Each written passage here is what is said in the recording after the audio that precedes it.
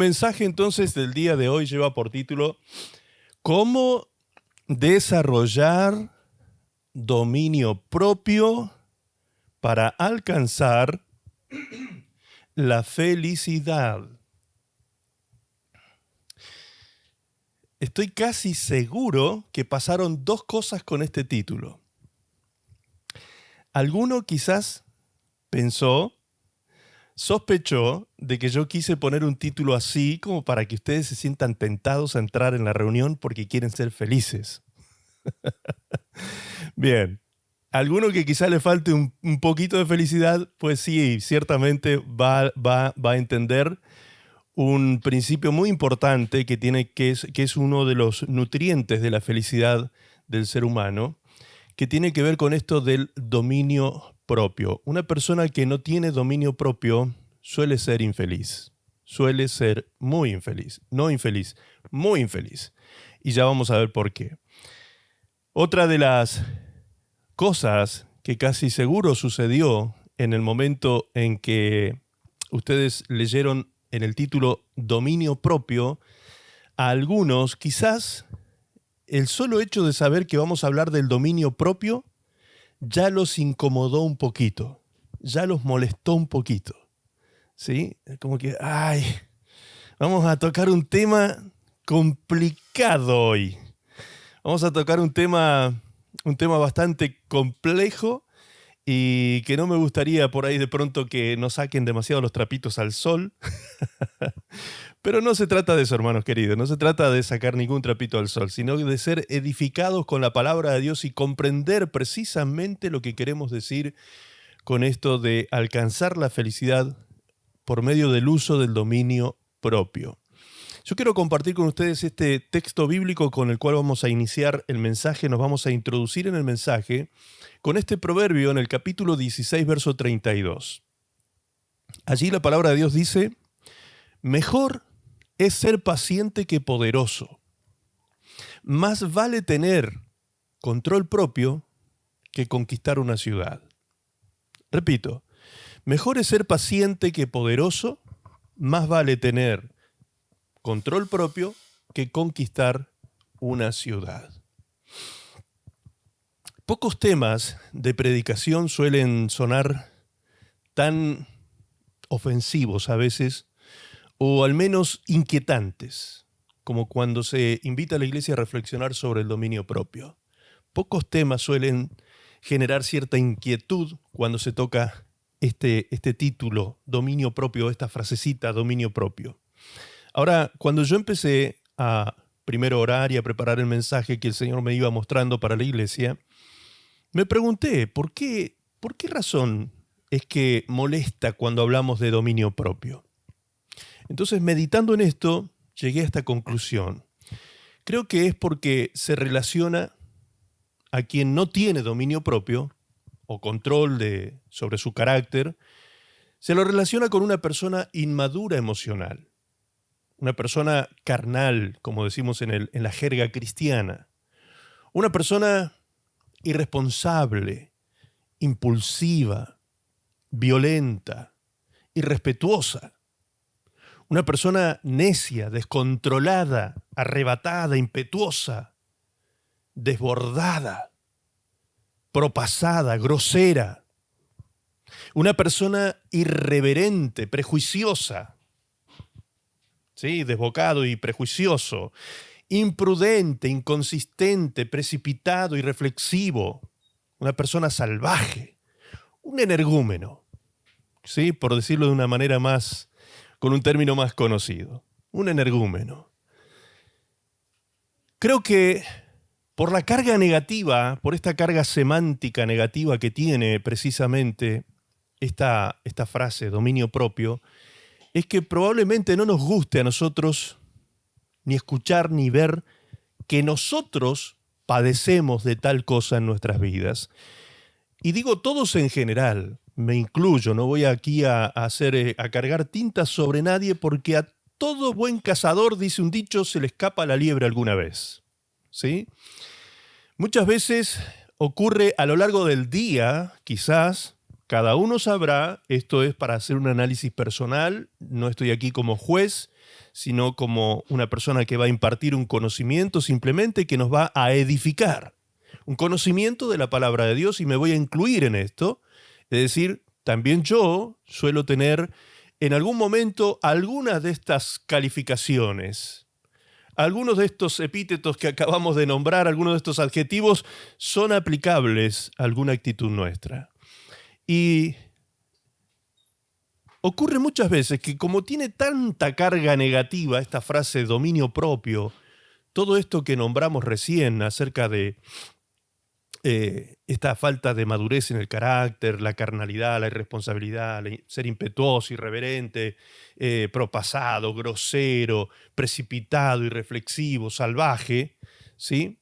Como no nos gusta, obviamente, que seamos nosotros catalogados de esta manera, que seamos encajados dentro de este marco conceptual, no nos gusta a nosotros, obviamente. ¿A quién le va a gustar ser calificado de tal manera? Es que muchas veces caemos en la negación.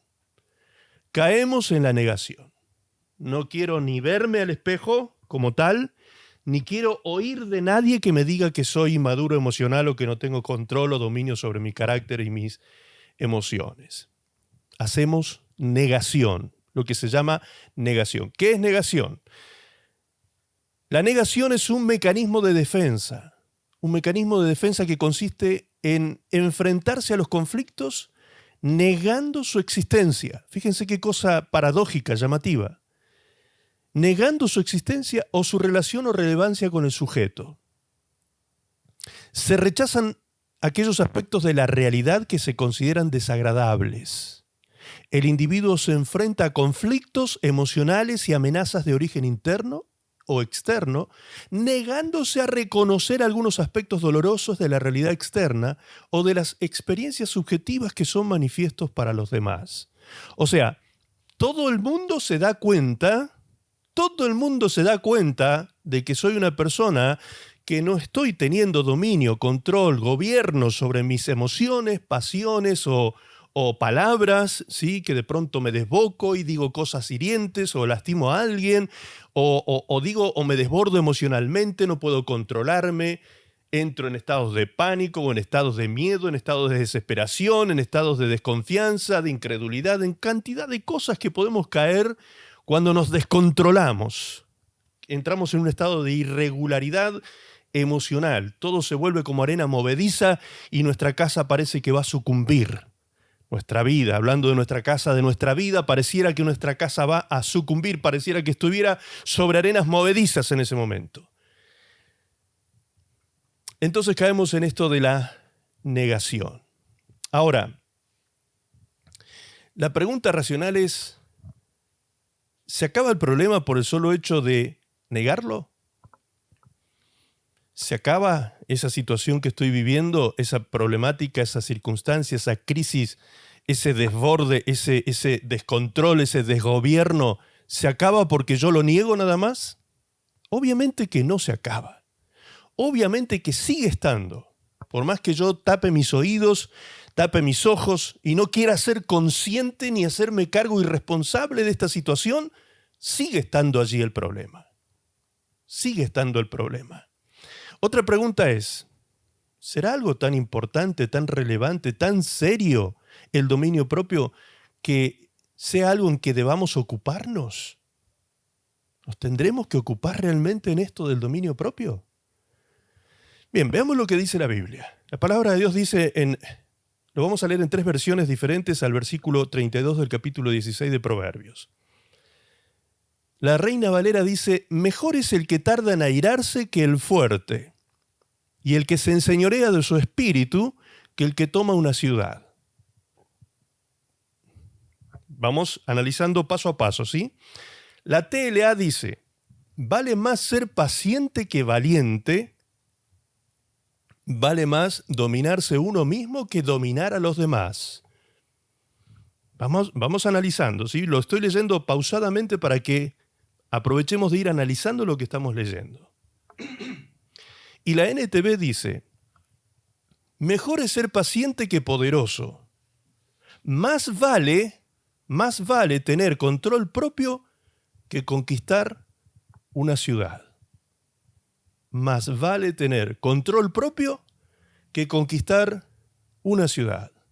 Obviamente, este versículo lo tenemos que contextualizar en la época histórica en la cual se está escribiendo, una época en que era común que los reinados entre ellos se conquistaran, luchaban entre ellos y se conquistaban las tierras, tomaban las tierras y hacían guerras por las tierras y por las ciudades, tomaban ciudades enteras y las saqueaban. Está hablando de aquel tiempo, aunque hoy no estamos tan lejos de aquello, ¿sí? Hoy en día se están viviendo otro tipo de guerras, con otro tipo de saqueos también, ¿sí? Y están produciéndose también muchos desbordes bélicos a nivel internacional que muchas veces está dependiendo del dominio propio de un presidente, por ejemplo, en estos días.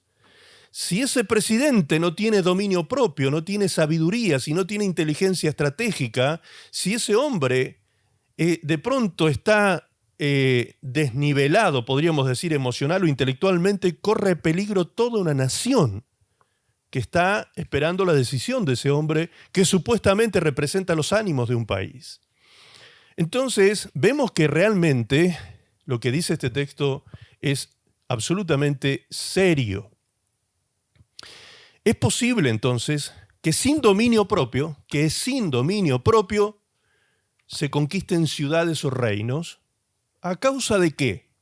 A causa de que el ejército es valeroso, es fuerte, está entrenado, es un ejército bien armado, es un ejército de gente sufrida, es un ejército de gente estratégica, es un ejército de avance y de conquista, pero si ese ejército compuesto por seres humanos no tiene dominio propio, si el capitán de ese ejército no tiene dominio propio, podrá conquistar la ciudad. Eso dice el texto de Proverbios, puede conquistar la ciudad, pero mejor que conquistarla es que ese capitán, ese líder de ese ejército, o el ejército entero, tenga dominio propio. Que ese rey, vamos a ponerlo en términos históricos, épicos, que ese rey que vino conquistando esta ciudad tenga dominio propio. ¿Por qué es más importante eso que conquistar la ciudad? Fíjense que la Biblia lo pone aquí en términos de conquista y de gobierno. ¿Por qué? Vamos a leer lo que dice ahora Proverbios 25, 28, también en 3 versiones diferentes. Proverbios 25, 28 dice: como ciudad derribada y sin muro, otra vez hablamos de la ciudad, y estamos hablando de una ciudad conquistada, que fue derribada en sus muros, en sus protecciones, ¿sí? Como ciudad derribada y sin muro es el hombre cuyo espíritu no tiene rienda. No tiene rienda. La TLA lo dice así: quien no controla su carácter, es como una ciudad sin protección. Es como una ciudad sin protección el que no controla su carácter.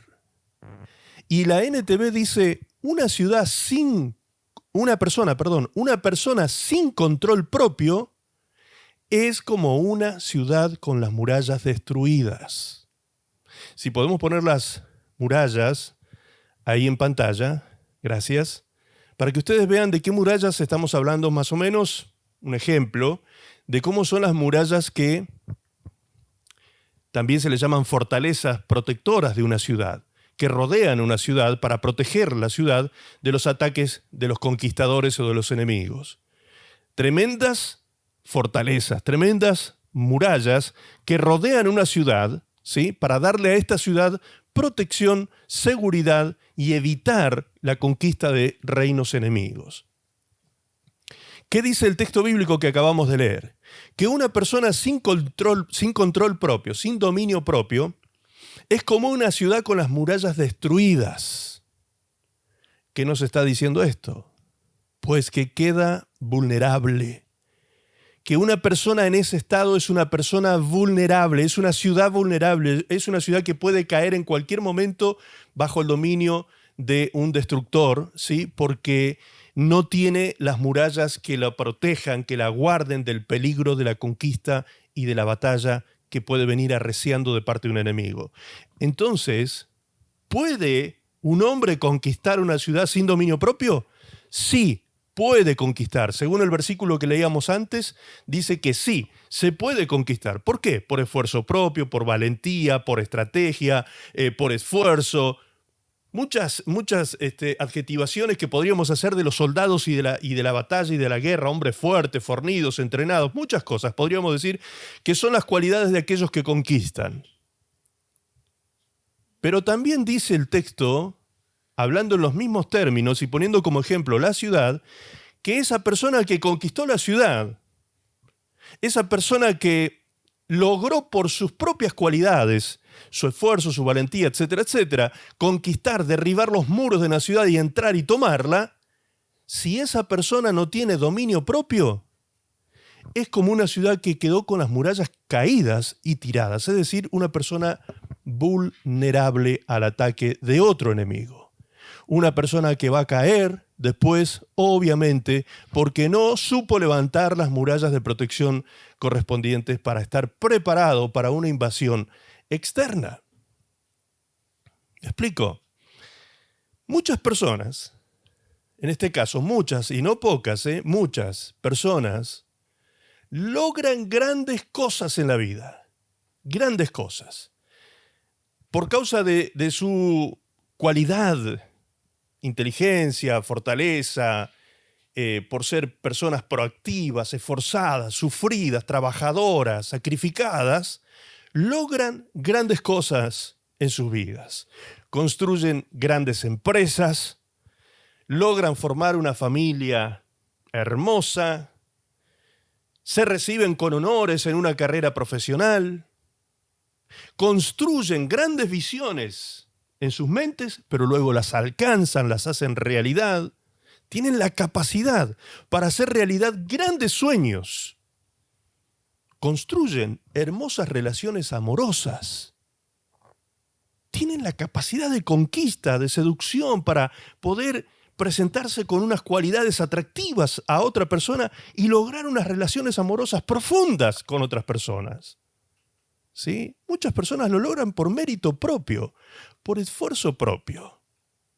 Ahora, ¿qué ocurre en cada una de estas cosas que fui enumerando? Pues muchas veces ocurre que la ambición desmedida y la avaricia les hace caer en bancarrota.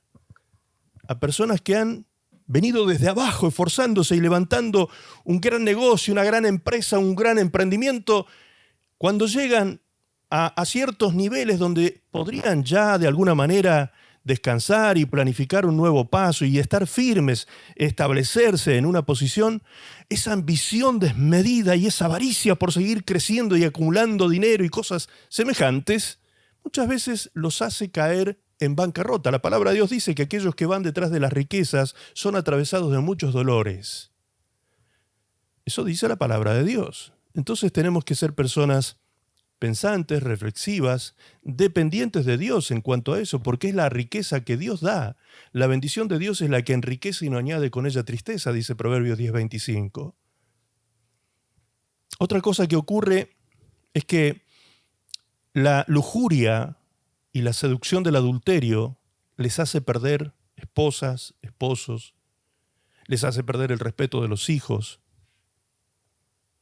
Construyeron una hermosa familia, preciosa familia, pero la lujuria, la seducción del adulterio los hizo destruir de pronto una preciosa familia y los hijos perdieron el respeto por esa mamá o por ese papá.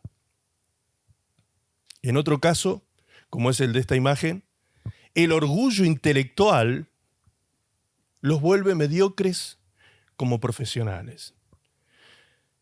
Personas que se recibieron con honores en la universidad, grandes estudiantes, salieron de allí con unas notas muy significativas, con grandes reconocimientos como profesionales, recibieron su título con una dignidad maravillosa, pero a la hora de ser hombres de práctica, de llevar a la praxis, al campo de trabajo, su profesión, por causa de venir con esa gloria pasada, Se creen, como suelo decir siempre, el hoyo del queque o la última Coca-Cola del desierto. Y el orgullo intelectual los vuelve mediocres porque el orgullo les pone un techo. Cuando la persona cree que ya se las sabe todas, cuando la persona cree que ya, ya él domina todos los campos del saber de su profesión, ese es el techo precisamente. El orgullo intelectual hace que se produzca un techo invisible en el que choca el orgulloso y no pasa de allí y se vuelve con el tiempo un mediocre y un anacrónico profesional. ¿Me explico? Una persona que se quedó en el tiempo, que se quedó en el pasado, desactualizado. Y más hoy en día, que los tiempos que corren son veloces en cuanto a actualización de conocimientos. Otras personas se desenfocan por las luces del éxito. ¿Sí? Alcanzan grandes cosas, grandes proyectos, tienen éxito en sus negocios. Y de pronto, cuando están allí deslumbrados por esas luces, caen en picada libre por falta de ¿qué? De enfoque, precisamente, porque las luces del éxito los desenfocó. Las luces del éxito son peligrosas muchas veces y pueden hacer que una persona se desenfoque, y cuando te desenfocas, pierdes, porque si llegaste donde llegaste es porque estuviste enfocado. Es porque no desperdigaste las energías. Es porque no fuiste desordenado con el gobierno de tu tiempo. Es porque realmente trabajaste durante mucho tiempo de manera enfocada. Pero cuando las luces te obnubilaron, te desenfocas. Y cuando te desenfocas, se produce lo contrario a lo que es el éxito. Es decir, viene el fracaso. Otras personas logran, como dijimos, realizar grandes sueños. Pero una vez que logran concretar esos sueños, no sienten satisfacción por la realización de ese sueño. Y la pregunta es ¿por qué? ¿Qué pasó? ¿Por qué esta persona que hace 10, 15, 20 años que viene trabajando por concretar este sueño en su vida, una vez que lo concretó, es un infeliz? Pues la infelicidad se hace presente por causa del costo de concretar ese sueño. Porque quizás concretar ese sueño costó una familia, costó un matrimonio, costó hijos tirados en el camino, costó gente herida, lastimada, defraudada contigo. Llegaste allí, pero con una mala fama terrible. Entonces, ese sueño que se ha concretado no te significa ninguna satisfacción porque el costo de concretar el sueño fue tan alto que el sueño concretado no se asemeja en nada en cuanto a comparación de ganancias con aquello que perdiste. Otras personas se boicotean la felicidad porque no pueden dominar la autocondenación. Creen que se merecen no ser felices. ¿Saben cuántas personas a mí me toca ministrar en esas condiciones? Creen que no se merecen ser felices, porque fueron tan malas personas, justamente, costó tanto concretar ese sueño, dejaron tirado un matrimonio, una familia, una mujer, un marido, hijos, familiares, madres, padres, dejaron tirados en el camino para ir a concretar sus sueños, que después se sienten tan inmerecedores de ser felices, que se autoboicotean la felicidad, porque se autocondenan, porque sienten que no merecen ser felices por causa de lo que tuvieron que sacrificar para lograr egoístamente concretar sus sueños, su sueño personal, que no involucró ni tuvo en cuenta a sus seres queridos, a sus seres amados, a sus seres más cercanos, a su corazón. Ahora la pregunta es, en todos estos casos que acabo de mencionar, ¿cuál es el patrón común en esa autodestrucción? ¿Cuál fue el patrón común en todos los casos? Pues la falta de dominio propio. La falta de dominio propio. La falta de un carácter maduro. la falta de tener un control sobre las emociones y las pasiones, la falta de tener gobierno sobre los impulsos que solemos tener. Entonces el dominio propio no solo es necesario, sino de vital importancia, amados, de vital importancia para nuestras vidas.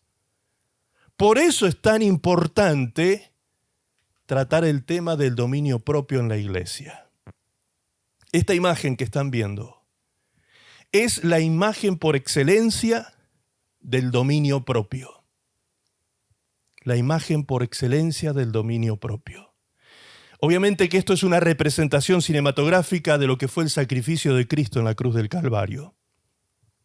Pero si queremos comprender de alguna manera, acercarnos a lo que es el dominio propio que tuvo que tener nuestro Señor Jesucristo el día de su crucifixión, no tenemos más que leer lo que dice Isaías capítulo 53.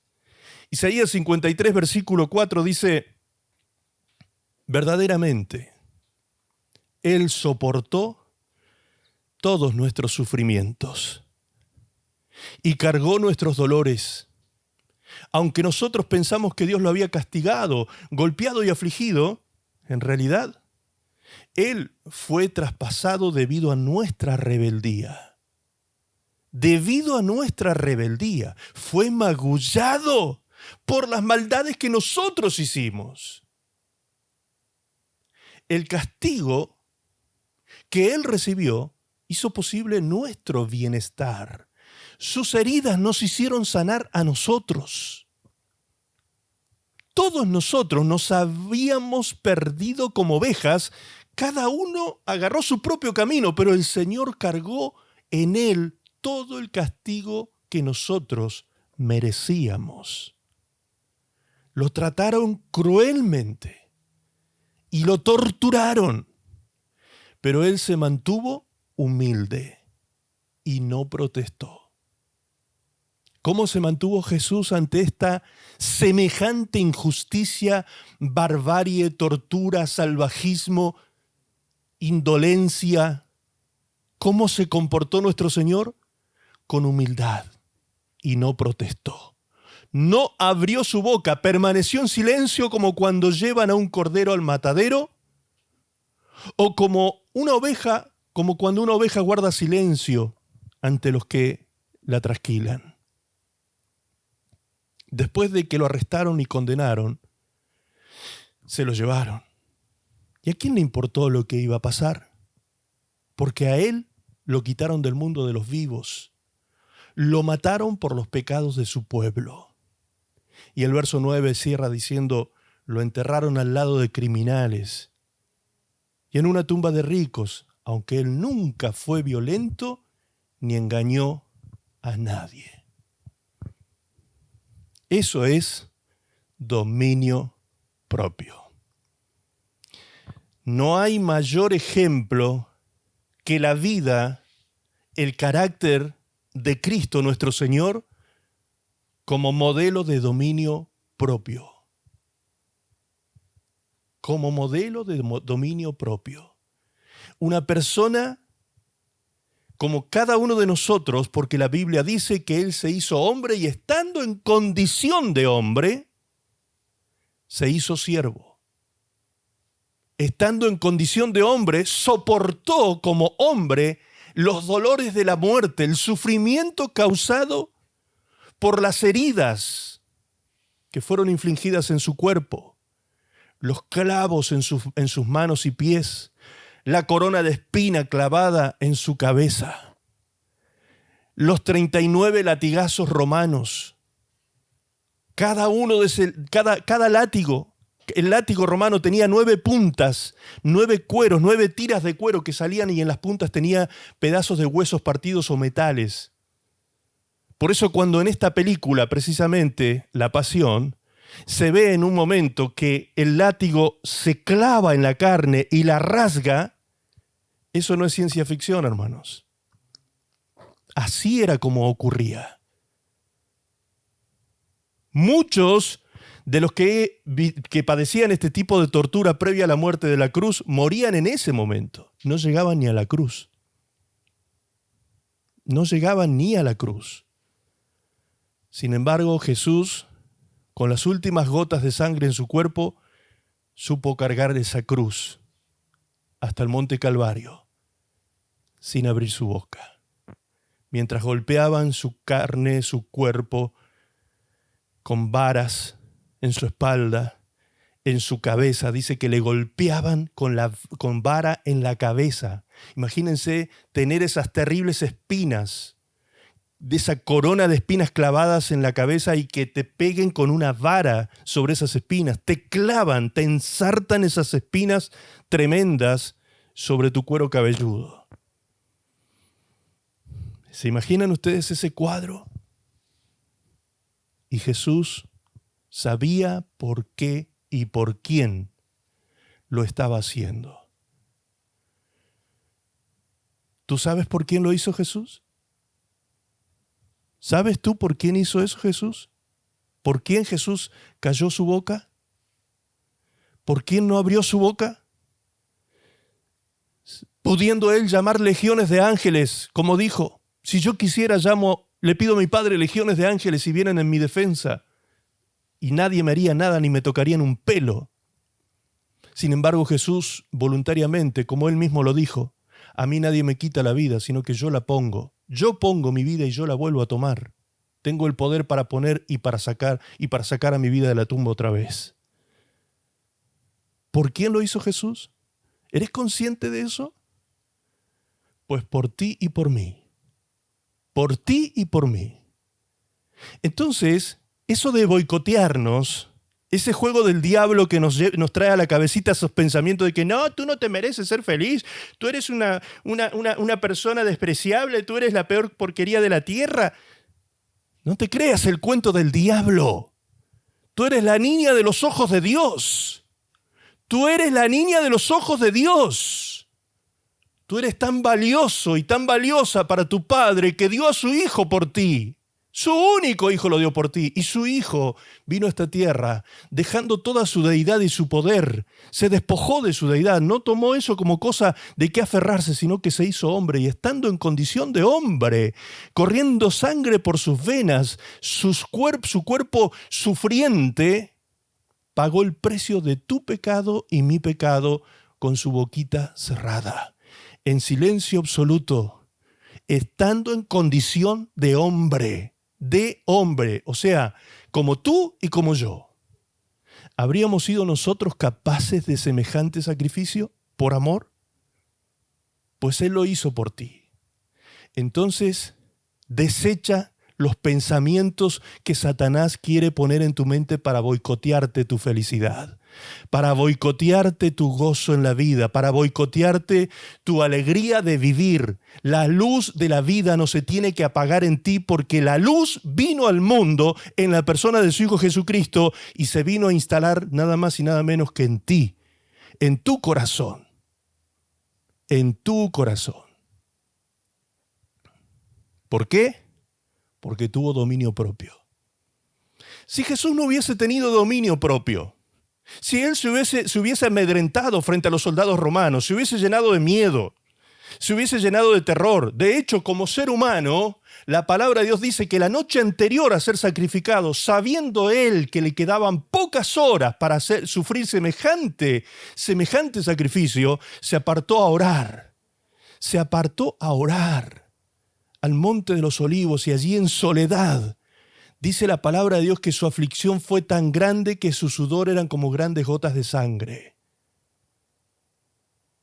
Eso está comprobado médicamente, que una persona que está en un estado extremo de angustia y de aflicción, los poros de la piel se abren y suda plasma con sangre. Pero para que eso ocurra tiene que ser una cosa ya extrema, al borde de estar muriendo de angustia. Así estaba el Señor la noche anterior, sufriendo como ser humano 100%, sabiendo lo que se le venía. Todavía no lo estaba padeciendo en su carne y en sus huesos, pero ya estaba sufriendo en su alma lo que venía por delante.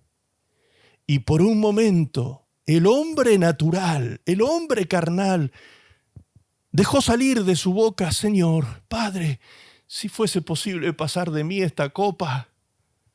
Pero inmediatamente el hombre espiritual tomó dominio, tomó gobierno, dominio propio. Y dijo: pero que no se haga mi voluntad, sino la tuya. Que no se haga mi voluntad, sino la tuya. Eso es dominio propio. No quiere decir que no vamos a ser aterrados, que no vamos a ser atormentados, que no vamos a ser afligidos, que no vamos a ser oprimidos, que no vamos a tener crisis, que no vamos a tener problemas, que no vamos a tener aflicciones. De hecho, la palabra de Dios dice: muchas son las aflicciones del justo, pero de todas ellas Jehová lo librará. De todas ellas Jehová lo librará. ¿Me está escuchando? De todas ellas Jehová lo librará. Eso es dominio propio. Pero ¿qué tenía Jesús para tener semejante gobierno sobre sus emociones? Para tener semejante poder y dominio sobre la angustia, el terror, el miedo, la ansiedad que sintió en ese momento. ¿Qué tenía Jesús para soportar todo eso? Pues la palabra de Dios dice que Él estaba lleno del Espíritu de Dios. Jesús estaba lleno del Espíritu Santo. El Espíritu de Cristo era lo que lo sustentaba. Como dice el salmista David en el Salmo 51, Espíritu noble me sustente, Señor. El Espíritu de Dios sustentó a Jesús en ese momento de aflicción extrema. Muchos de nosotros aquí, que ya tenemos algún tiempo en el Señor, hemos vivido momentos así, extremos. No digo así tan extremos como los de Jesús, pero sí hemos vivido momentos difíciles. Yo nunca puedo olvidarme los días aquellos en que los médicos vinieron con 3 de mis hijos a decirme que mis hijos se morían. Con 3 de mis hijos. Fueron momentos extremos, de una angustia y una ansiedad horribles. Pero en el plan de Dios estaba dejar con vida a mis hijos. Él solo estaba esperando que yo le dijera: Padre, que no se haga mi voluntad sino la tuya, Señor. Así fue como reaccioné frente a las 3 ocasiones. Hice lo que después más tarde llamé oración de resignación. Primero hacía oraciones de reclamación, oraciones de fe, oraciones de guerra, reprendía, echaba fuera demonios, reprendía la enfermedad y muchas cosas como esas hice antes de que ya mis niños no tuvieran esperanza más de vida. Pero llegó un momento en que los médicos vinieron a decirnos: no hay más nada que hacer. El niño no pasa la noche, me dijeron con Pablo. Con mi hija Damaris me dijeron: ella solamente puede sobrevivir de 1 millón de personas que se operan. 6, creo que era la estadística médica. 6 podían sobrevivir. No, perdón, de 1000. De 1000 personas que se operaban, 5 o 6 solamente podían sobrevivir. Y había que hacerle 6 operaciones en el lapso de 1 año y medio y tenía que tener un ano contra natura.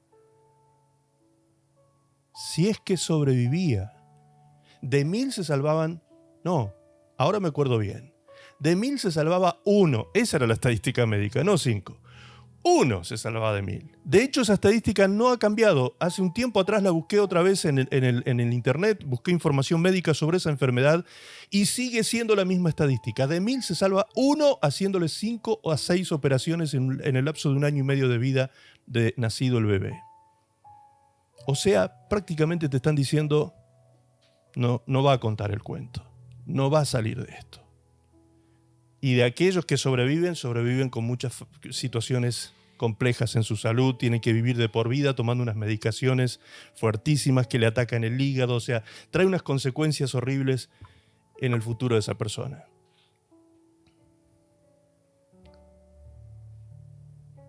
Dios sanó a mi hijo Pablo de esa septicemia generalizada. Después que el médico dijo no se puede hacer más nada, no pasa esta noche. Al mes de nacida, Dios sanó a mi hija Damaris de esa enfermedad incurable, casi intratable. Dios le creó órganos nuevos y hoy, hasta el día de hoy, ella vive y glorifica a Dios. Ustedes la han visto aquí, como ella irradia alegría.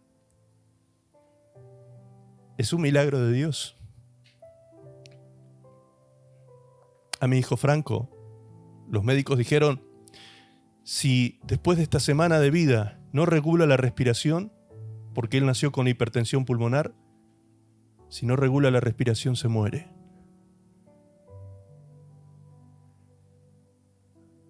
El Señor, como es soberano y hace como quiere, esperó hasta el último momento, el último día, a la última hora de la noche, 10 de la noche del día viernes, Dios hizo el milagro y mi hijo Franco reguló la respiración.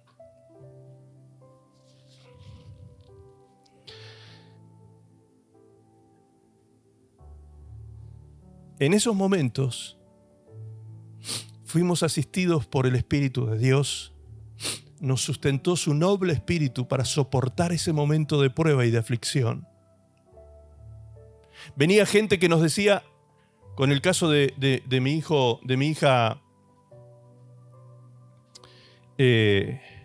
hijo Pablo, había gente que nos decía, nos atormentaban, familiares, amigos, nos decían, pero tienen que hacer juicio a ese médico, le tienen que hacer juicio, porque fue por mala praxis que mi hijo entró en esa septicemia, porque el hombre se confió en la cirugía que había hecho por una simple apendicitis y se transformó en una peritonitis que después terminó siendo una septicemia. Por haber cerrado y no haber dejado ningún drenaje en la operación, cerró y no dejó drenaje y por eso se causó la septicemia. Una mala praxis.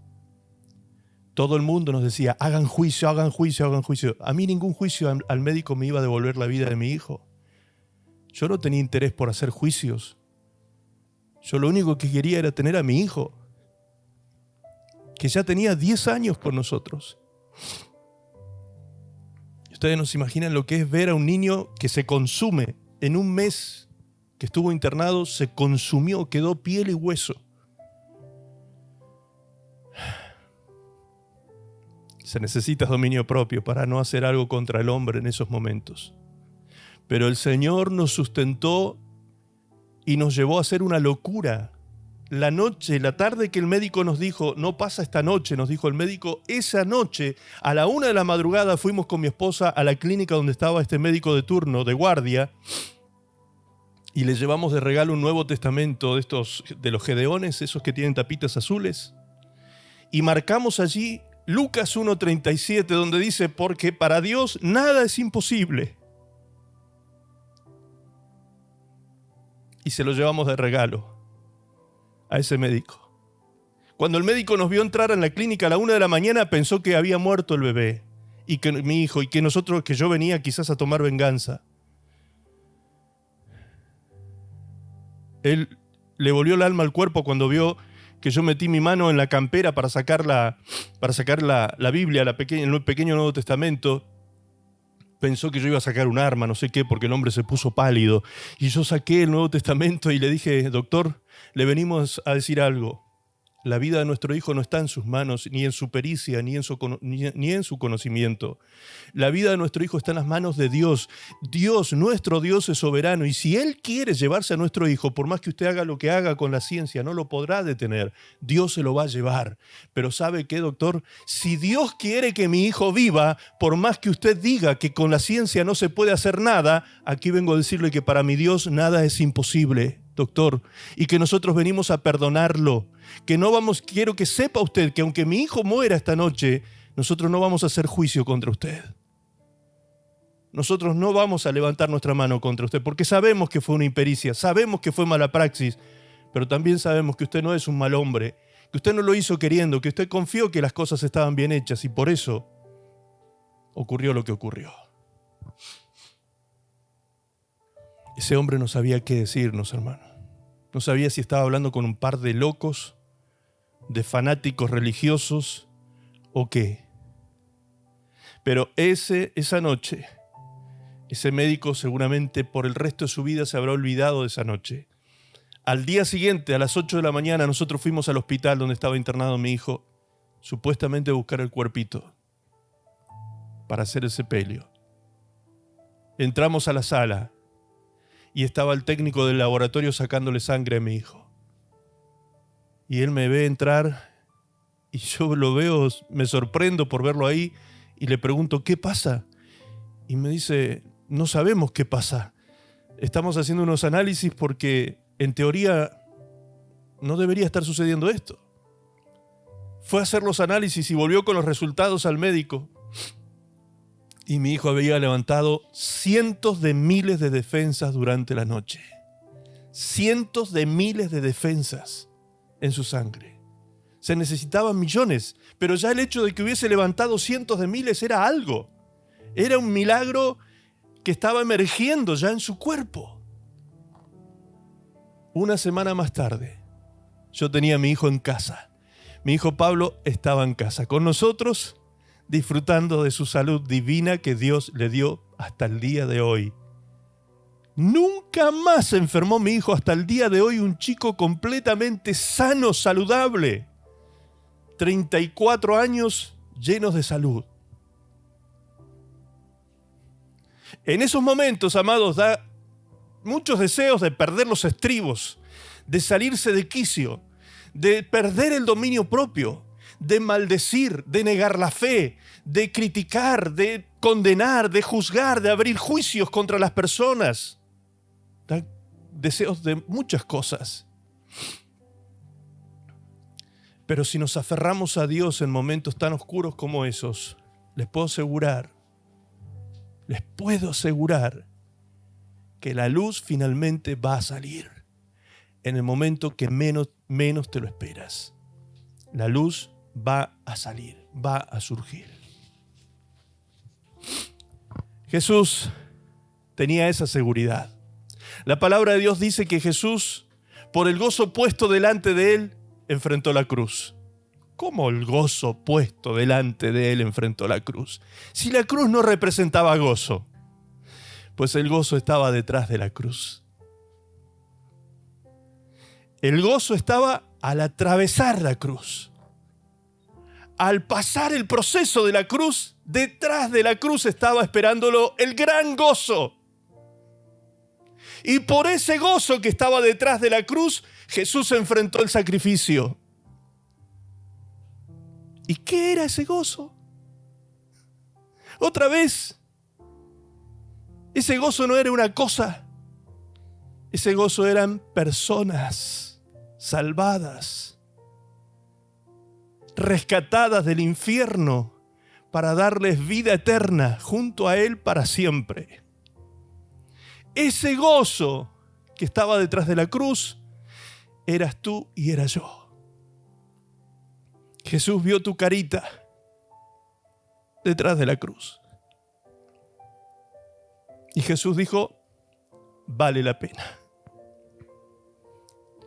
Vale la pena. Vale la pena. Por amor a los que me están esperando detrás de la cruz, vale la pena. ¿Te das cuenta, hermano querido, cuando yo soy tan enfático, cuando te digo, no le creas el cuento al diablo? No dejes que te boicotee.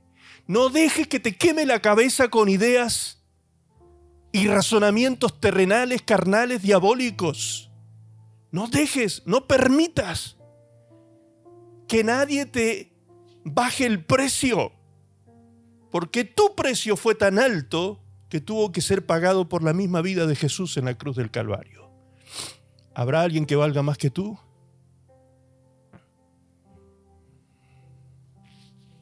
¿Te das cuenta de esa realidad? De esa tremenda realidad. ¿Cómo nos gustaría tener el Espíritu de Cristo, no? Ese Espíritu que lo sustentó, lo afirmó, lo estableció, lo fortaleció para estar atravesando ese momento tan crítico y tan terrible como la cruz. ¿Te gustaría tener el Espíritu de Cristo? ¿Sí o no? Amén. Pues, si no lo sabías, te quiero dar una sorpresa hermosa. Mira lo que dice Romanos capítulo 8, versículo 9. Romanos capítulo 8, versículo 9. Allí dice, pero ustedes no están dominados por su naturaleza pecaminosa. Son controlados por el Espíritu, si el Espíritu de Dios vive en ustedes. Y recuerden que los que no tienen al Espíritu de Cristo en ellos, de ninguna manera pertenecen a Él. Pero ustedes, dice el apóstol Pablo, a los cristianos gentiles como nosotros, a cada uno de nosotros los hijos de Dios nos dice el apóstol Pablo, por revelación del mismo Espíritu Santo, nos dice, ustedes no están dominados por la naturaleza pecaminosa. Ustedes son controlados por el Espíritu. Y dice Espíritu con mayúscula. Ustedes están controlados por el Espíritu Santo. Si el Espíritu de Dios vive en ustedes. ¿Vive el Espíritu de Dios en ti? Claro que sí. En cada hijo de Dios vive el Espíritu Santo de Dios. Por más que tú seas carnal, por más que tú tengas fallas, por más que tú tengas pecados todavía, el Espíritu Santo allí está fielmente viviendo en ti. Porque si Él no viviera en nosotros, sería imposible perfeccionar la santidad en el temor de Dios. Ese es otro cuento del diablo. Ay, no, es que yo soy cristiano, pero soy tan carnal que el Espíritu de Dios está lejos de mí. ¡No! La Biblia no dice eso. La palabra de Dios dice que aunque nosotros seamos infieles, Él permanece fiel. La única manera en que el Espíritu de Dios esté fuera de ti es que tú lo eches de ti, que tú lo rechaces. ¿Has rechazado tú al Espíritu de Dios? Estoy seguro que no. Por eso el Espíritu de Dios está en ti, vive en ti. Y si tú le permites, Él va a tomar el control y el gobierno en tu vida. Por eso es que tú no tienes que estar por qué dominado por la naturaleza pecaminosa. Más allá de que la naturaleza pecaminosa cohabita en nosotros. El apóstol Pablo lo deja bien claro en el capítulo 7 de Romanos, cuando dice que la ley que está en su cuerpo se rebela contra la ley de su mente, que es la ley de Dios, a la cual él ama profundamente, pero no puede serle fiel a la ley de Dios por causa de la ley del pecado que se rebela contra la ley de su mente en su cuerpo. ¿Me estás entendiendo? Yo sé que es un poco complejo el tema, pero lo quiero decir de manera pausada para que me comprendas. ¿Es posible que tú vivas bajo el control del Espíritu Santo, aunque todavía estés algo descontrolado? Todavía es posible. Claro que sí, porque es un camino progresivo, de crecimiento, evolutivo. No es un acto mágico que tú de un día para otro dejas de ser una cosa para ser otra, no. Es un acto progresivo y de crecimiento, de maduración del carácter de Cristo en ti. Tómatelo con paciencia y tómatelo con misericordia hacia ti mismo. Ten piedad de ti. Ten misericordia de ti mismo. Perdónate tú mismo. Siempre digo esta frase que a mí me hace mucho sentido. Si Dios, que es santo, santo, santo, 3 veces santo, dice la Biblia, Él te perdonó a ti la inmundicia de tu pecado. Si Dios, que es 3 veces santo, te perdonó, ¿quién eres tú para no perdonarte? ¿Quién eres tú para no perdonarte? Si Dios fue capaz de perdonarte, ¿te das cuenta que no soporta un razonamiento lógico eso? Nos tenemos que perdonar. Nos tenemos que tener paciencia también. Si Dios tiene paciencia con nosotros, ¿por qué no nosotros? ¿Por qué impacientarnos? ¿Por qué perder el control? ¿Por qué perder el dominio precisamente? Si tengo el Espíritu Santo, como dice el texto de Romanos, es decir, tengo el Espíritu de Cristo, dice claramente. Dice, recuerden que los que no tienen el Espíritu de Cristo en ellos, de ninguna manera pertenecen a Él. Le llama al Espíritu Santo el Espíritu de Cristo. Recién les pregunté, ¿quieren tener el Espíritu de Cristo? Ese Espíritu que lo sustentó en la cruz. Amén, dijeron todos. Ok, pues lo tienes. Esa es la sorpresa para el que no lo sabía. Tú ya lo tienes. Ya habita en ti. Ya está en ti. El punto es que debemos permitir su accionar en nuestra vida. Debemos permitir que Él haga de nosotros esa nueva creación, esa nueva criatura que dice 2 Corintios 5:17. De modo que si alguno está en Cristo, nueva criatura es. Las cosas viejas pasaron y aquí todas son hechas nuevas. Ese proceso tiene que ocurrir en nuestras vidas por la asistencia, por la acción, por el poder del Espíritu Santo en nuestras vidas. Pero Él nunca pasará por encima de ti. Él nunca pasará por encima de tu voluntad. Él nunca pasará por encima de tu elección. Tú tienes que hacer firme tu vocación y elección, dice la Biblia. Tú tienes que hacer firme la vocación y elección. Tú tienes que decirle, sí, Señor, yo quiero que tú completes tu obra en mí. ¿Y qué promete el Señor? Que aquel que comenzó la buena obra, así como la aurora, cuando el sol en la mañana amanece y llega a su cenit y resplandece con todo su fulgor, de la misma manera la obra de Cristo comenzará y se hará perfecta al mediodía en tu vida. Amén. Gálatas 5:19 dice, cuando ustedes siguen los deseos de la naturaleza pecaminosa, los resultados son más que claros. Inmoralidad sexual, impureza, pasiones sensuales, idolatría, hechicería, hostilidad, peleas, celos, arrebatos de furia, ambición egoísta, discordias, divisiones, envidias, borracheras, fiestas desenfrenadas y otros pecados parecidos. Permítanme repetirle lo que les dije antes, dice el apóstol Pablo. Cualquiera que lleve esa clase de vida no heredará el reino de Dios. No heredará el reino de Dios. Pero, escucha lo que dice ahora. La clase de fruto que el Espíritu Santo produce en nuestra vida es amor, alegría, paz, paciencia, gentileza, bondad, fidelidad, humildad y control propio. No existen leyes contra estas cosas, dice el apóstol Pablo. Contra tales cosas no hay ley, dice la Reina Valera. No hay límites. No hay nadie que te pueda limitar y decir, no, usted ama demasiado. Usted tiene demasiada paciencia. Usted se extralimitó con esa paz que tiene. Nadie te puede decir eso. Nadie te puede criticar que tengas demasiado dominio propio. Algunos que no lo entienden, por supuesto, verán esto como una locura. No, usted es un tonto. ¿Cómo puede ser que se deje pasar por encima de esa manera? La cordura del hombre le es honra, dice el libro de Proverbios. La cordura del hombre le significa honra. Por más que algunos que se creen inteligentes crean que uno es necio, no es así.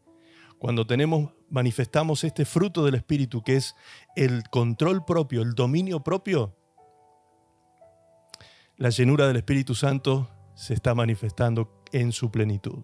Fíjense ustedes que comienza diciendo, el fruto del Espíritu en nuestra vida es amor. El primer fruto que aparece allí, la primera manifestación del fruto del Espíritu en nosotros es el amor de Dios. Romanos 5:5 dice que el Espíritu Santo que nos fue dado fue el que derramó el amor de Dios en nuestros corazones. Es decir, que el amor es la primera manifestación que se hace presente cuando Cristo viene a reinar en nuestros corazones. Y la última manifestación de todos esos frutos, todas esas manifestaciones del fruto del Espíritu es el dominio propio. O sea, comenzamos con amar. Amamos lo que antes odiábamos.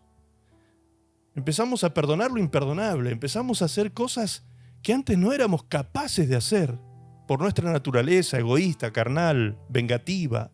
Pero ahora, por causa del amor de Dios en nosotros, somos capaces de amar lo insoportable. Por causa del amor de Dios. Pero fíjense que la última manifestación del fruto del Espíritu es dominio propio. En Reina Valera dice templanza. Templanza, dominio propio. El último, ¿será casualidad? ¿Por qué no estaba al principio y el amor a lo último? No, nada está puesto por casualidad en la palabra de Dios. Si está en ese orden, es porque en ese orden se va a ir dando. En ese orden se va manifestando el fruto del Espíritu en nuestra vida. Y cuando llega la maduración, cuando el fruto ya está maduro, crecido, cumpliendo todo su propósito en nuestra vida, se manifiesta la madurez de carácter, el carácter de Cristo estable, regulado, maduro, con dominio propio. Esa es la obra del Espíritu Santo en nuestras vidas. Ese es el Espíritu que hemos recibido, dice la palabra de Dios. En 2 Timoteo 1:7 dice, porque no nos ha dado Dios espíritu de cobardía, sino de poder, de amor y de ¿qué más? Y de dominio propio. Eso nos ha dado Dios. Tú no tienes que pagar ningún precio por eso. Ahí entra en cortocircuito otra vez la mente religiosa, ¿no? La que siempre dice, es que yo me lo tengo que merecer, que tengo que ser digno. ¿Digno de qué? ¿De qué vas a ser digno? Si Dios nos diera lo que realmente merecemos, de lo que somos dignos, hermanos, no estaríamos contando el cuento aquí. No somos dignos de nada, todo es por gracia. Entiende que Dios te dio su Espíritu y junto con su Espíritu te dio todo lo que su Espíritu contiene. El fruto del Espíritu está contenido en ese Espíritu que Dios te dio. Ese es el espíritu de dominio propio que tú recibiste, que Dios te dio, dice el texto. No nos ha dado Dios espíritu de cobardía, sino de poder, de amor y de dominio propio. ¿Te das cuenta? Dominio propio. Otra vez después del amor. ¿Casualidad? Nada es casualidad. Sin amor sería imposible el dominio propio. Sin amor previo sería imposible regular nuestras pasiones y emociones. Un amor sano. Primero, el amor de Dios, ante nada y ante todo. Quizás a esta altura algunos se esté preguntando, bueno, pero, pastor, la verdad que a mí no me está funcionando como usted dice. A mí no me estaría funcionando el dominio propio. ¿Puede ser que a alguien le esté pasando?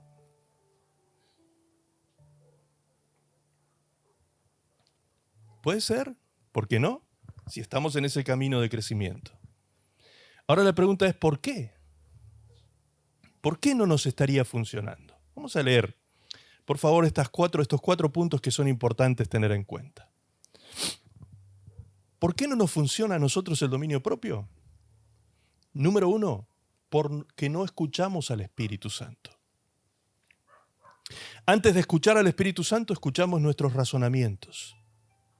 Escuchamos nuestros razonamientos carnales, terrenales, intelectuales, que parecen muy lógicos.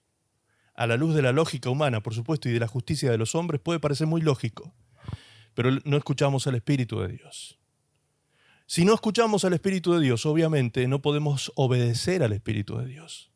Y si no obedecemos al Espíritu de Dios, entonces ¿a qué obedecemos? ¿A qué obedece nuestra conducta? Pues a nuestros impulsos. Otra vez, impulsos humanos, carnales y terrenales. Egoístas. Muchas veces egoístas. Y muchas veces hasta diabólicos, dice la palabra de Dios. Si yo no escucho al Espíritu Santo porque no obedezco al Espíritu Santo, pues es imposible que manifieste yo ser un cristiano lleno del Espíritu Santo. Una persona llena del Espíritu Santo es una persona que está siendo llevada, guiada por el Espíritu de Dios. Es decir, una persona que escucha y que obedece al Espíritu Santo. Entonces, si no nos llenamos del Espíritu de Cristo, del Espíritu de Dios, ¿de qué nos llenamos? De cualquier otra cosa. Lo más probable es que nos llenemos de orgullo en nuestros razonamientos, de soberbia en nuestra intelectualidad, en nuestra lógica. Eso es lo más probable. Y por último, no nos resulta lo del dominio propio porque no le damos el control al Espíritu Santo. ¿Por qué? Porque las cosas se hacen como yo digo y punto. Las cosas se hacen como yo digo. ¿Cuántas veces no hemos pensado así, amados? Las cosas se hacen como yo digo. Bueno. ¿Resultados? ¿Cómo te ha ido cuando haces las cosas así? Ya tú sabes cómo te va, ¿no? ¿Ya lo experimentaste? Bien. Entonces, nos conviene que el Espíritu Santo nos guíe en nuestra vida. El mismo Señor Jesucristo, en el capítulo 14 del Evangelio de Juan, dijo: a ustedes les conviene que yo me vaya. Del 14 al 16, cuando habla de la venida del Espíritu Santo, de la obra del Espíritu Santo, allí el Señor Jesucristo en el 14 y en el 16 de Juan explica esto, la importancia del Espíritu Santo en nuestra vida. Y es tan importante que Jesús dijo: a ustedes les conviene que yo me vaya, porque si yo no me fuese, el Espíritu Santo no vendrá a estar con ustedes. Esta es la manera, dijo Jesús. Es importante que yo me vaya para que el Espíritu Santo venga en mi lugar. El Padre les va a dar otro consolador, otro paracleto, para que esté con ustedes. El Espíritu de verdad, dijo Jesús, Él los guiará a ustedes a toda verdad y a toda justicia. Juan capítulo 16, verso 13 dice: pero cuando venga el Espíritu de verdad, Él os guiará a toda verdad, porque no hablará de su propia cuenta, por su propia cuenta, sino que hablará de todo lo que oyere y os hará saber las cosas que habrán de venir. Él me glorificará tomando de lo mío y os lo hará saber. Todo lo que tiene el Padre es mío, por eso dije, tomará de lo mío y os lo hará saber. ¿Te das cuenta? El Espíritu Santo nos habla, el Espíritu Santo nos enseña, el Espíritu Santo nos guía. El Espíritu Santo nos muestra todo lo de Cristo a nosotros, nos revela a Cristo y su voluntad a nosotros. Entonces, ¿nos conviene tener al Espíritu Santo? Por supuesto que sí. Él es quien nos guía a toda verdad y a toda justicia. Eso es oír al Espíritu Santo. Eso es oír al Espíritu Santo. Nos conviene entonces a nosotros saber cómo. Oyendo al Espíritu Santo, porque Él nos enseñará la verdad. Él nos enseñará la justicia. Él nos enseñará a hacer justicia. ¿Recuerdan ustedes el término justicia, lo que significa? Escuetamente, dar a cada uno lo que le corresponde y o pertenece. El Espíritu Santo es quien te enseñará a poner cada cosa en su lugar en tu vida, a darle el valor apropiado a cada cosa en tu vida, comenzando por Dios en primer lugar, luego tu persona, luego tu familia, luego el trabajo, luego la iglesia y luego todo lo demás en un orden valórico y en un orden moral, para que tu vida entre a tener un resultado de paz, comienza a tener un resultado de paz y de felicidad por causa del dominio propio.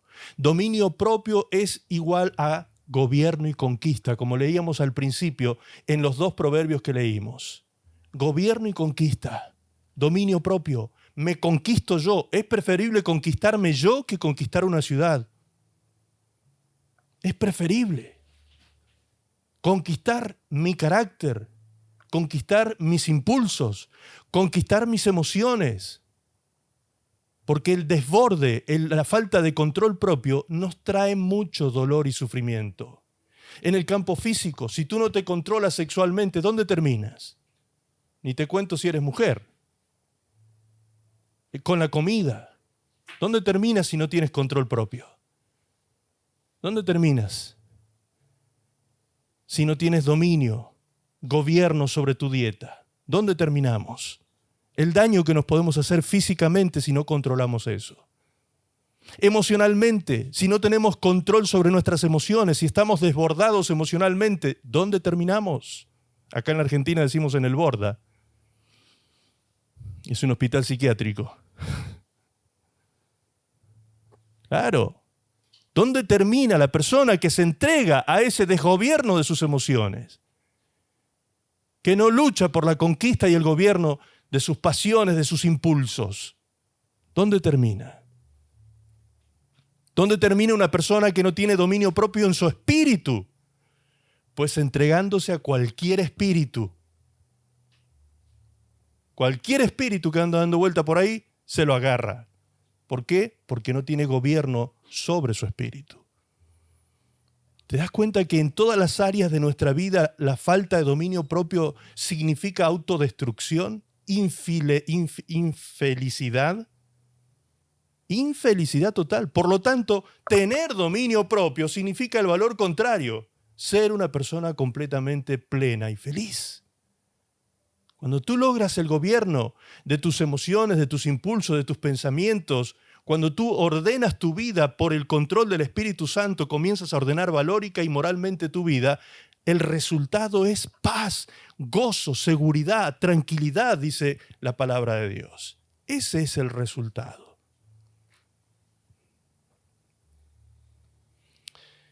¿Por qué debemos obedecer al Espíritu de Dios? Romanos 8:12 dice, por eso, hermanos, ya no estamos obligados a vivir de acuerdo a nuestros propios deseos. Ya no estás obligado, dice. Tú que eres hijo de Dios, que tienes al Espíritu de Dios, ya no estás obligado, ya no estás encarcelado y esclavizado bajo tus propios deseos. Es decir, tenés ganas de agarrarlo del cuello y decirle 4 o 5 cosas. Ya no hace falta que lo hagas, dice la palabra. No lo mates, no lo liquides. No hace falta que estés esclavo de ese sentimiento, dice. Dice el versículo 13, si ustedes viven de acuerdo a esos deseos, morirán, para siempre morirán. O sea, caerás en condenación eterna. Pero si por medio del Espíritu Santo, escucha ahora, si por medio del Espíritu Santo pones fin a esos malos deseos, tendrás vida eterna. Y ahora dice, todos los que viven en obediencia al Espíritu de Dios son hijos de Dios. O sea, es importante oír al Espíritu de Dios porque Él nos enseña, nos guía, nos conduce. Y luego que escuchamos al Espíritu de Dios, es importante obedecer al Espíritu de Dios para comportarnos como hijos de Dios. Los que somos hijos de Dios debemos obedecer al Espíritu de Dios. Si Él te dice, perdona a ese infeliz, a esa infeliz, perdónalo. Porque el único beneficiado o beneficiada vas a ser tú. Si te daban deseos de agarrarlo del cuello, perdónalo.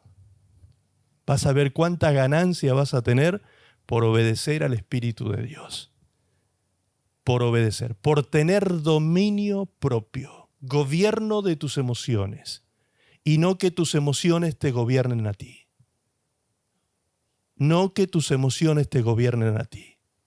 Cuando tú te dejas gobernar por tus emociones, después cuéntame el torbellino que dejaste a tu pasada. Después cuéntame el desastre que quedó por donde tú pasaste. Cuando me lleno del Espíritu Santo, justamente como estoy lleno del Espíritu Santo, no me puedo llenar de orgullo ni de soberbia. O estoy lleno de una cosa o estoy lleno de la otra. Para llenarme del Espíritu Santo me tengo que vaciar de mi orgullo, de mi soberbia personal. Dice Proverbios 8:12, yo soy la sabiduría y mi compañera es la experiencia. Siempre pienso antes de actuar. Qué tremendo ese proverbio, ¿eh? Siempre pienso antes de actuar. Los que obedecen a Dios, es decir, los hijos de Dios, como leíamos recién en Romanos, aborrecen la maldad. Los que obedecen a Dios, aborrecen la maldad. Yo aborrezco a la gente que es orgullosa y presumida, que nunca dice la verdad ni vive como es debido. O sea, la sabiduría se aparta de los orgullosos. La sabiduría se aparta de las personas soberbias. Actúan en su soberbia y en su orgullo, en su altivez, y el otro proverbio dice, antes de la caída, la altivez de espíritu.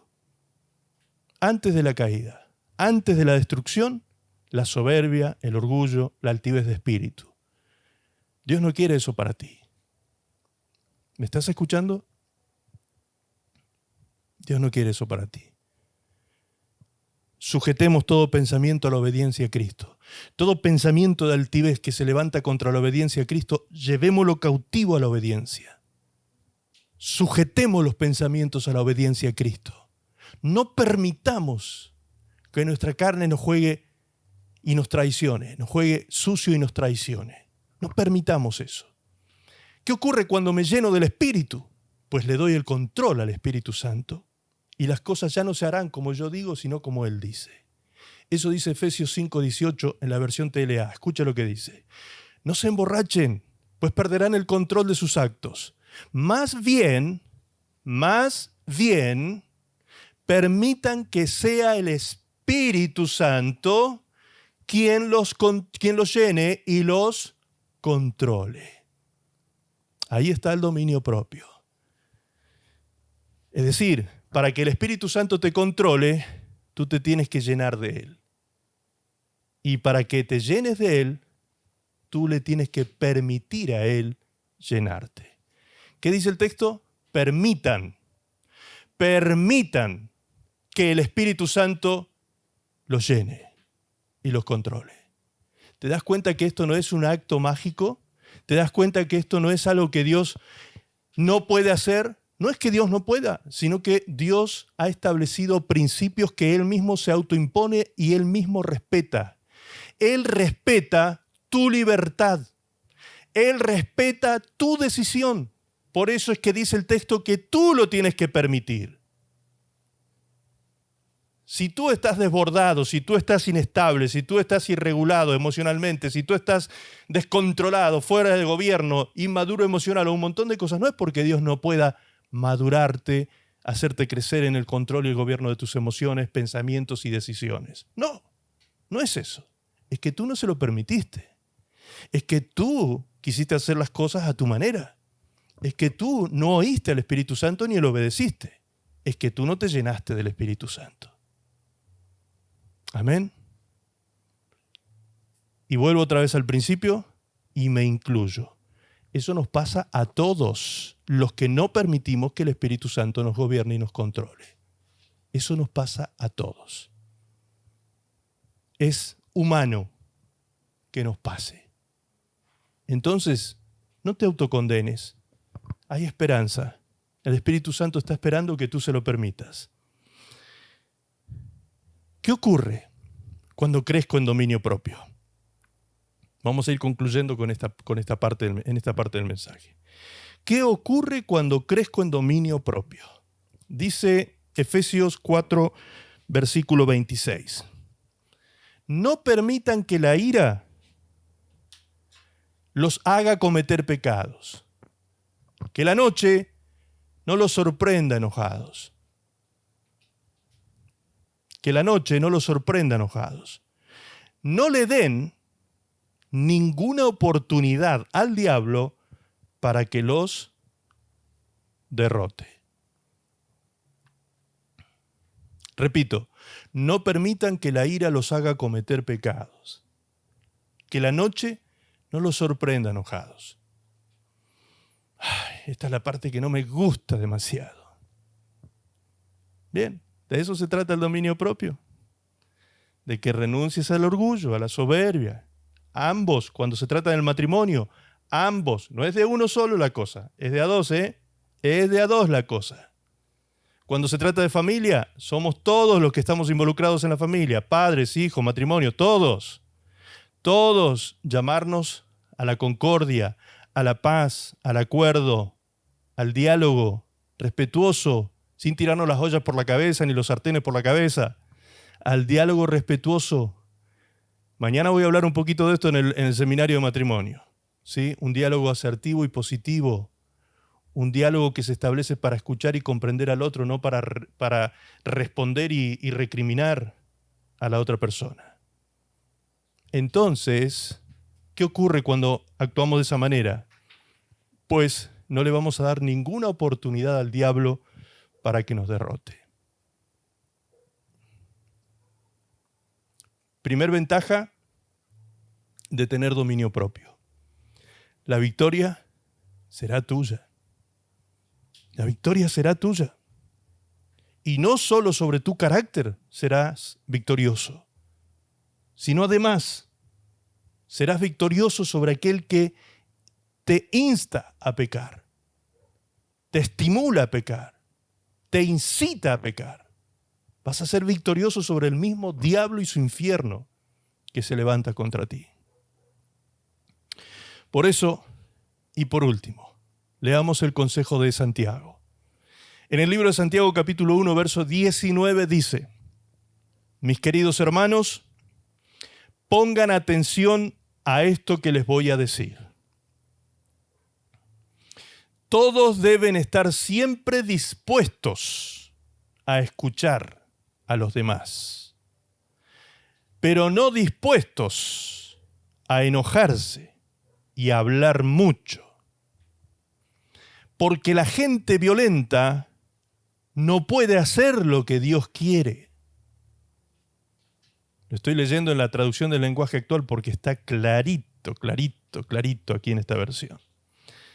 Por eso, dejen de hacer lo malo, pues ya hay mucha maldad en el mundo.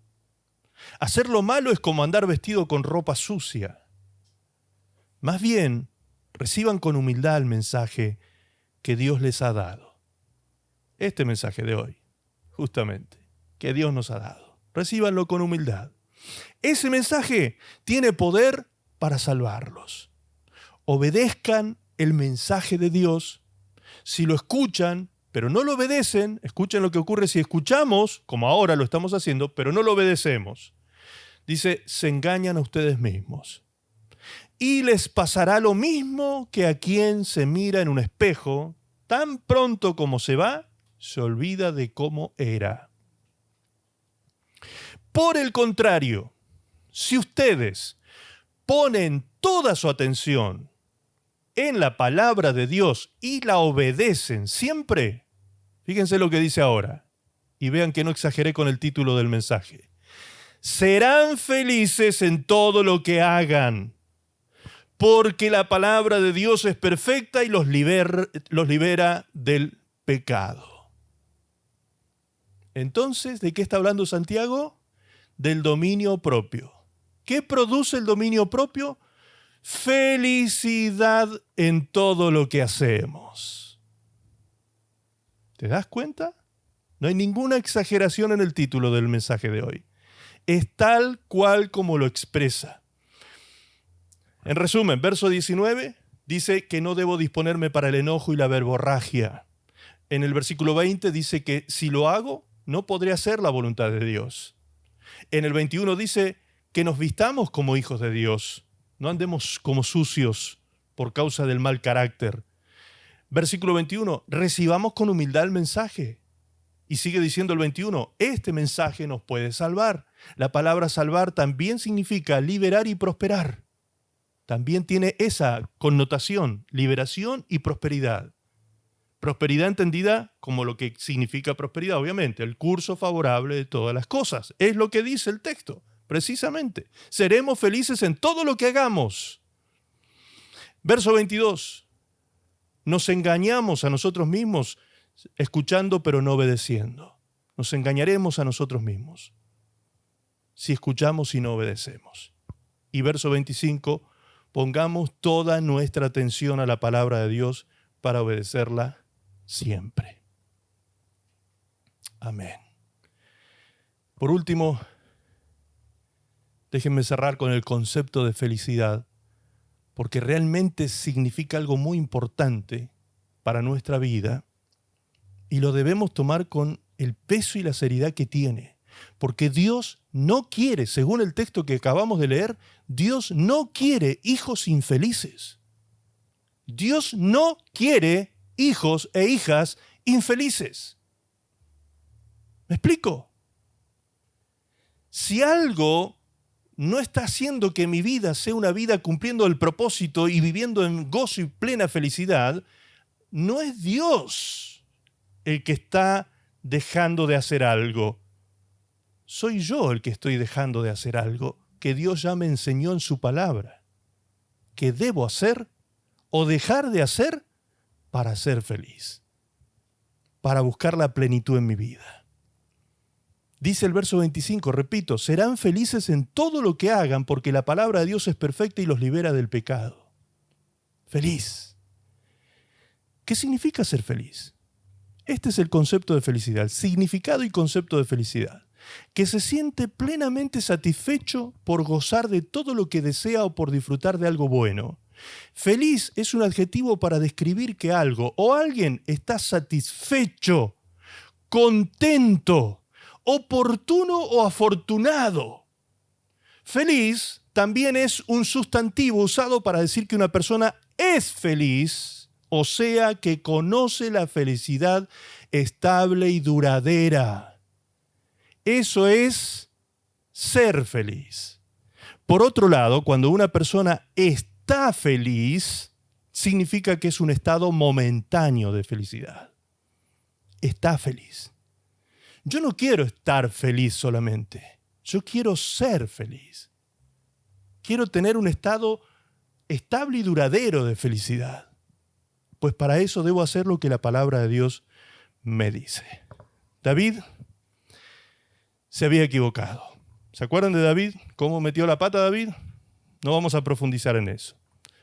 Terrible lo que hizo. Terrible, terrible, terrible, terrible. Pero en el capítulo 51 de Salmos, David manifiesta su arrepentimiento.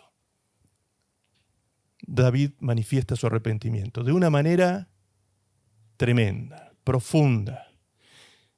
Tan humillada fue su forma de buscar el perdón de Dios que agradó a Dios esa búsqueda del perdón y Dios lo perdonó.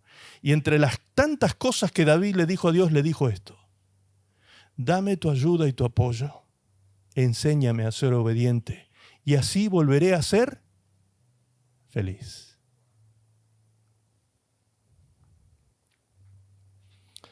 Yo creo que no hay nada más que agregar, ¿no?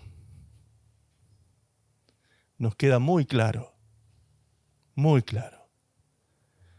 Es tu tiempo de buscar a Dios con sinceridad, humillarnos delante del Señor, llorar nuestra miseria humana, porque ciertamente somos miserables, como se sentía Pablo, miserable de mí. ¿Quién me librará de este cuerpo de muerte que me hace pecar y me separa de Dios?, decía Pablo. Mas gracias a Dios por Jesucristo que me ha librado. Es tiempo de buscar al Señor entonces, en tu intimidad con Él.